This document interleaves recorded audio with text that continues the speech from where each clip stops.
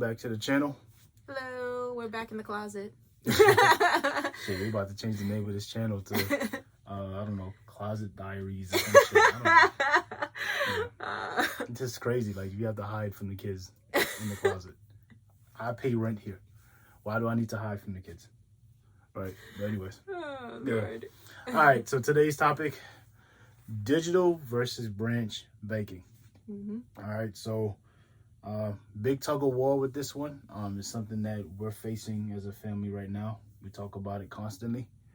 But, you know, I just want to put it out there, some of the things that we're thinking about when it comes down to these different types of banking. I know digital is catching steam. A lot of companies are, you know, putting all their dollars into it, right? Because it's the way of the future, especially in the pandemic, right? People's not stepping outside. So, so the differences between the two, right? Of course, it makes sense. Digital versus branch, right? So digital, you can literally apply and open an account through your phone or online through browser, and in the matter of seconds, maybe under a minute or two, you will have a checking account or a savings account or even both. All right. So, I mean, less paperwork, right? Not much to really think about. They run your social security number. They do their background checks instantly on the spot, and we're all good, right? Branch, going to a physical location, right? So you pretty much are going to a branch, talking to an agent that's within the branch. Pretty much, you know, they ask you a couple of questions. You might have to fill out a form. Some of them might require you some paperwork. So they say, hey, look, fill out this form, put in the information. Pretty much all the stuff that you're doing online, you have to put it out on a piece of paper and then give it to them. Or they're asking you questions while you're sitting with them personally in a room, and they're just typing down the information for you, right? So those are the big differences, you know? So it pretty much, depending on what kind of bank, you know, what kind of customer you are, you know, you're going to either choose one or the other or try both, right? Which is what we're trying to do right now, but we're struggling. Right. So, all right. So, I mean, in terms of benefits, right? I just brought it up to you. Acquisition, right? It happens in a matter of minutes, right? So, and that's for digital, right? And that's for digital, and the convenience of it, right? It's off the phone. You know, I don't have to go anywhere to do it, right? You read whatever the product offers online. It's clear cut, black and white. Look, this is what we offer. Do you like it or not? You apply for it. So now, in terms of branch, do you have anything you want to add? Yeah, well, in terms of branch, I feel like it's, like you said, it's based on what kind of customer you are. Like, I feel like I'm more of a branch person, because and this is why we in tug of war. I am constantly second thinking about things, and I'm just like, well, what does that mean? Like, and it's just like, I need someone who's part of the bank to tell me exactly what they're trying to say, because I don't speak bank, okay? So banks, I even know bank had a language, but okay. I was like, I don't speak bank. There's a lot of fine lines and stuff, so it's just like, tell me, you know, directly what it is that I'm signing for and what are the benefits and all that kind of stuff. So, and of course, like, you can go there. So it's like, not only are you able to communicate with someone if you have questions about opening an account, but you are also, once you have that account, you're able to go there and make changes very quickly. Or if you're trying to take money out, like that kind of thing, right? So if you actually need cash, like, you're able to go to that branch and get the money out. And then there's it's a lot easier in regards to, like, let's say you have a partnership and you want to have like a joint account. Like, it's a lot easier. It's a lot easier to go to the branch and get it done than to do it, you know, with a digital bank, because a digital bank's process is like, well, we understand that they are your spouse, but we need you to get this paperwork notarized like, and then send it to us, and then just wait the process until we're like, okay, you're both under the same account now, you know? Unlike going to the branch where it's like, we're both there. They're like, okay, it's done. Like, yeah, it's crazy. So in your case, it's location and personal interactions. All right. So, our thoughts, right? So bringing this all together, you know, we look at the benefits from both sides, and we love all of it. right? But unfortunately, we are in a position right now where we're doing both. And in terms of maintenance, right, there's too much accounts, having to go into multiple institutions to be able to check in on those accounts. It's starting to become a little bit stressful. Because and then all the interest rates and all that different stuff. Interest rates. Yeah, because it's like I mean, many of you probably just like us have credit cards under different banks. So it's, you start off with one bank and then you end up kind of going to another one. The situation for us is because we've moved from different states.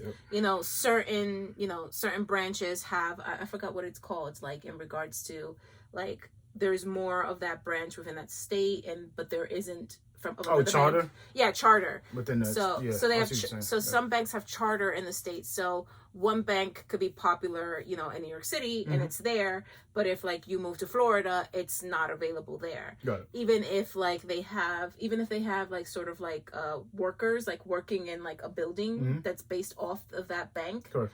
Just because they have that doesn't mean that they will actually have charter within that state. Correct. Yeah, we're dealing with that. We had a situation like that as well, where a current bank that we had before we moved down here, they don't have charter here. However, the bank has within the employee location, there is a branch there. Yes. Right. So it's still convenient in terms of the employee. Yeah, the employees can get in. But for outside customers, it's like you're kind of left dead in the water unless you know somebody that works for the company. So it's tough. And me trying to make that decision now is like, okay, what's more important to us, right?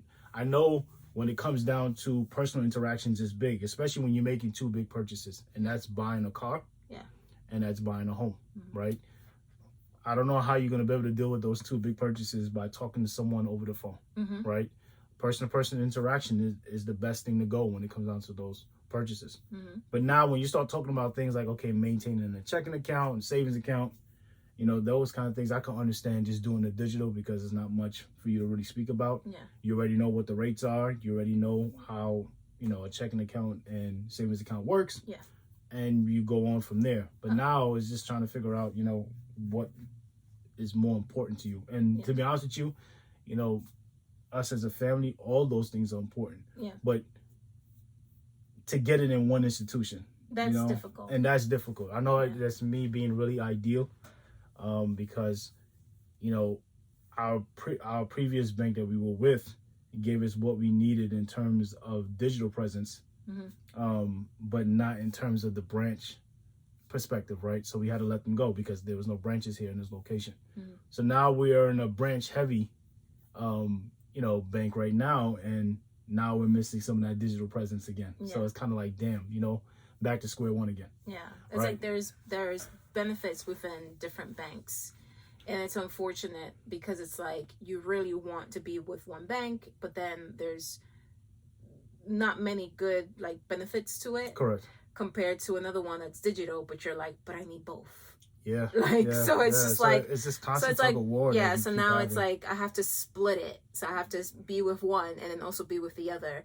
And then of course from there comes like cost of being a customer and all that kind of stuff. So it's just like it's a lot that you have to think about. And then like we stated before, especially like it's easy when it's like you as a person, just you thinking about, oh yeah, I'll get myself a checking, a savings account.